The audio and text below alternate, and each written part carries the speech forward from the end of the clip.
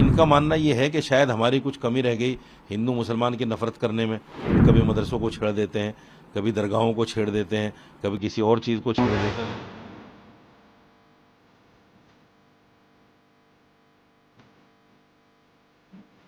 केंद्र की नरेंद्र मोदी सरकार इस बार वक्फ बोर्ड में बड़े स्तर पर बदलाव करने की तैयारी कर रही है। बताया जा रहा है कि मोदी कैबिनेट में वक्फ एक्ट में करीब 40 संशोधनों को मंजूरी दी गई है। इन संशोधनों के बाद वक्फ बोर्ड अगर किसी भी संपत्ति पर दावा करता है तो उसे एक सत्यापन प्रक्रिया से गुजरना पड़ेगा। वहीं और भी कई अन्य संशोधनों से वक्फ की ताकत सीमित हो जाएगी।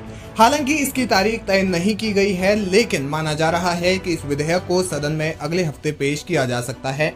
लेकिन जैसे ही इसकी खबर आई, तमाम राजनीतिक और गैर राजनीतिक दलों ने अपने बयान जारी कर दिए।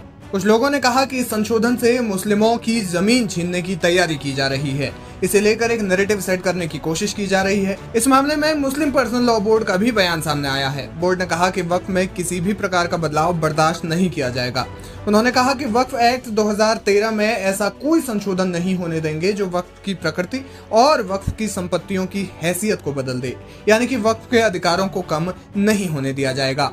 इस मामले में अलग अलग बुद्धिजीवियों के बयान सामने आए हैं। इनका मानना यह है कि शायद हमारी कुछ कमी रह गई हिंदू मुसलमान की नफरत करने में। लाओ और ज़्यादा करके देखते हैं। जैसे कभी मदरसों को छेड़ देते हैं, कभी दरगाहों को छेड़ देते हैं, कभी किसी और चीज़ को छेड़ देते हैं, मतलब कुछ ना कुछ ये करते रहते हैं। तो इनकी सोच ये है कि शायद हिंदू वापस आएगा।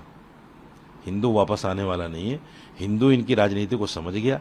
जिस तरह से राम मंदिर को लेकर इन्होंने ड्रामा किया है और उसका राजनीतिकरण किया है, उस धार्मिक स्थान का जिस तरह इन्होंने राजनीतिकरण किया है और जिस तरह से उनको भुनाने का काम किया है, वो हिंदू भाई समझ गया है कि इनकी आस्था नहीं है, ये सिर्फ कुर्सी बचाने के लिए सब कुछ कर रहे हैं।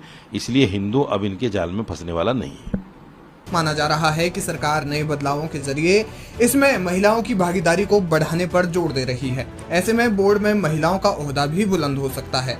बता दें कि वक्फ के मामलों में देश की अदालतें सकती हैं, क्योंकि इस बोर्ड के नियम कुछ इसी तरह से बनाए गए हैं। सूत्रों का कहना है कि ऐसे में केंद्र सरकार पेचीदगियों को कम करने की कोशिश कर सकती है। हालांकि इस मामले में अलग अलग इस्लामिक जानकारों की अलग अलग राय है। इस्लामिक स्कॉलर डॉक्टर इमाम अहमद इलियासी कहते हैं कि बदलावों की जरूरत समय समय पर होती है और होती भी रहनी चाहिए।